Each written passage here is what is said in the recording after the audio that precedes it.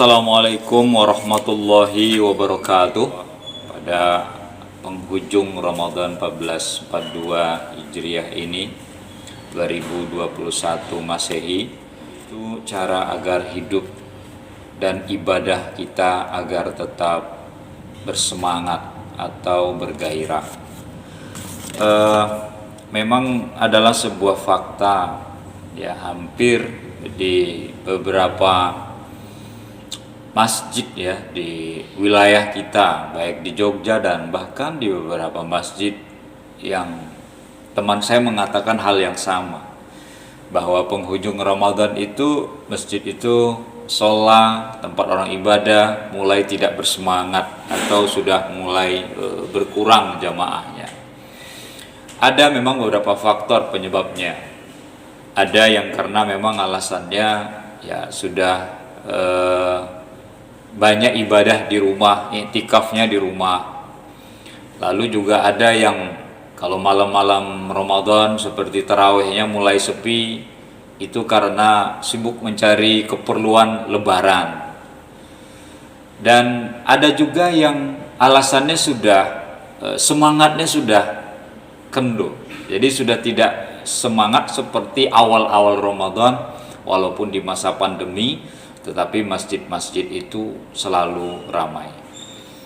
Padahal kalau belajar dari apa yang dikatakan oleh Rasulullah, 10 hari terakhir itu adalah itqun minan nar. Kita akan dijauhkan oleh Allah dari bahaya api neraka. 10 hari terakhir kita diberi kesempatan oleh Allah untuk mendapatkan Lailatul Qadar. Maka kalau di negara-negara Islam seperti di Timur Tengah, kebanyakan yang kita lihat, bisa dilihat di media televisi atau media lainnya, masjid-masjid itu justru tidak mampu menampung jamaah kalau sudah memasuki hari ke-21 ke atas, karena mereka sangat memahami inilah kesempatan terbaik untuk mendapatkan Lailatul Qadar dan menjauhkan diri dari bahaya api neraka. Tapi memang lain ladang lain belalang ya, lain negara, lain wilayah, lain kebiasaan. Maka karena itu saya ingin mencoba apa sih sesungguhnya menyebabkan kita kurang bergairah dalam beribadah atau dalam menjalani kehidupan kita. Paling tidak ada 3 hal. Yang pertama itu adalah bahwa kita harus merubah mindset kita bahwa tujuan hidup kita adalah di dunia ini beribadah. Wa ma khalaqtul jinna wal ins illa liya'budun. Allah katakan dalam Al-Qur'an, tidaklah aku ciptakan jin dan manusia melainkan beribadah kepadaku. Artinya bukan ibadah dalam pengertian yang kita bayangkan, sholat saja kita terus, puasa kita terus, tidak. Bekerja juga ibadah, belajar juga ibadah. Kegiatan sosial kita di masyarakat, arisan, kumpulan keluarga, itu juga bernilai ibadah ketika kita melakukannya itu dalam rangka mencari ridho Allah Subhanahu wa ta'ala. Sehingga kalau kita berpikir bahwa saya sudah bosan ibadah, saya sudah capek ibadah, artinya pandangan kita yang seperti itu harus kita luruskan. Ketika kita membuang duri saja di jalan atau paku di jalan supaya nanti kalau ada kendaraan yang lewat atau orang yang lewat tidak menginjak paku, itu sudah bernilai ibadah. Kita sudah melakukan kebaikan, berapa orang yang bisa kita tolong dengan menyingkirkan paku yang ada di jalan itu. Sehingga kalau kita selalu tetap menjadikan hidup kita ini dengan tujuan ibadah, itulah cara agar hidup kita bersemangat.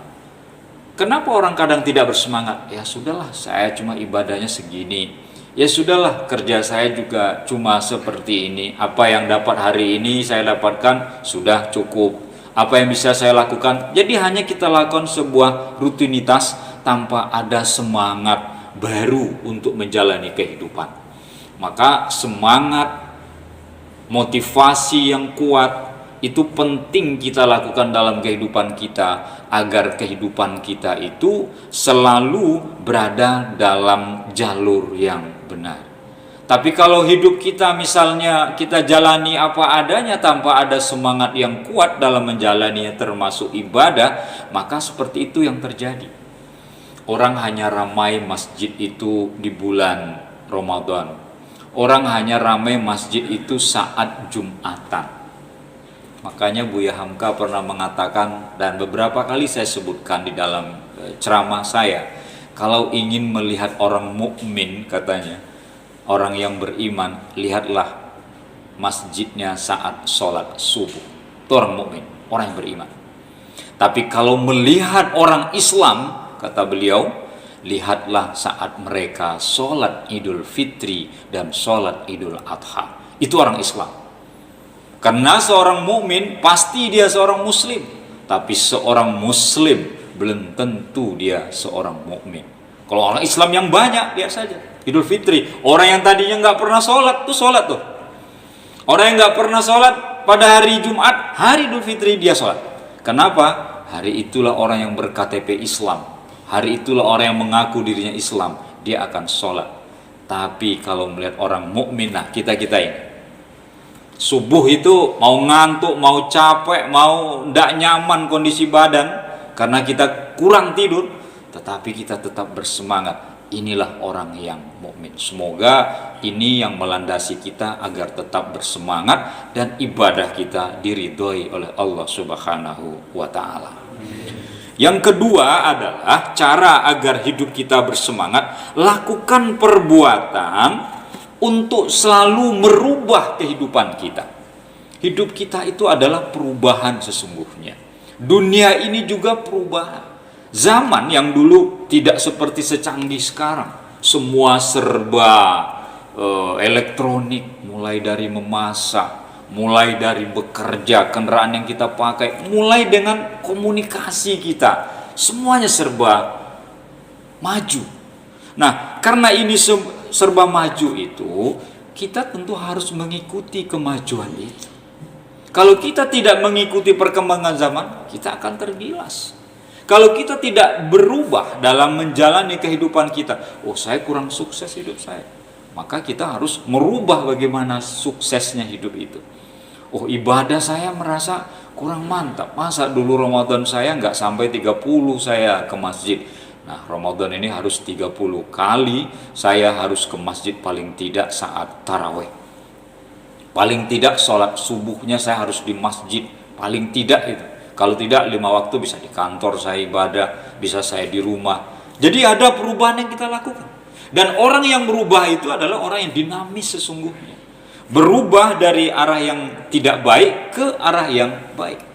Dan inilah yang dimaksud oleh Allah dalam firman-Nya dalam Al-Quran surat Ar-Ra'd ayat 11. Innallaha la yughayyiru ma biqaumin hatta yughayyiru ma bi anfusihim. Allah tidak akan merubah nasib suatu kaum, suatu masyarakat, suatu pribadi kalau tidak kaum itu sendiri yang merubahnya, kalau tidak pribadi itu sendiri yang merubahnya. Kalau kita ingin menjadi orang baik, kitalah yang merubah. Ustadz, atasan kita, orang tua kita hanya sekedar ngasih tahu, ayo rubah cara pandangnya, ayo jadilah yang lebih baik, ayo jadilah orang soleh, hanya sekedar memberikan masukan. Tetapi yang merubah diri kita sendiri adalah kita sendiri. Kalau kita tidak ingin berubah, maka kita akan tetap seperti itu. Ya. Cara hidup kita, oh saya kurang sehat, ini kurang olahraga saya, ya kita harus olahraga yang kuat, yang bagus. Wah, pola makan saya kurang bagus ini, saya yang bertentangan dengan apa namanya, dengan nilai-nilai kesehatan selama ini saya langgar, saya terabas saja. Wah, sekarang harus dirubah. Saya harus lebih baik lagi menjaga kesehatan kita. Tujuannya apa? Untuk melakukan sebuah perubahan. Dan dunia ini akan selalu terjadi perubahan. Dari zaman nenek moyang kita berada dalam masyarakat tradisional. Akhirnya kita berada dalam masyarakat yang penuh dengan kemajuan yang seperti ini. Kenapa? Karena itulah hakikat kehidupan adalah perubahan. Bahkan orang yang baik saja itu bisa jadi orang jahat karena dia berubah. pengaruh lingkungannya, pengaruh temannya, pengaruh pergaulan dan segala macamnya. Tapi kita tidak dalam hal itu. Perubahan yang kita harapkan adalah dari hal yang negatif ke hal yang positif. Ibadah yang kita yang kurang baik, kita perbaiki di masa-masa yang akan datang. Siapa yang bisa memastikan sampai kapan kita menjalani kehidupan kita ini? Wallahu a'lam bishawab. Kita tidak tahu. Karena itu lakukanlah perubahan untuk mendapatkan kebaikan. Yang terakhir adalah hidup itu sesungguhnya penuh harapan. Kalau kita ingin menjadi lebih baik, maka kita harus punya harapan ke depan. Saya harus bersemangat dalam hidup kita. Saya harus bisa sukses di masa yang akan datang.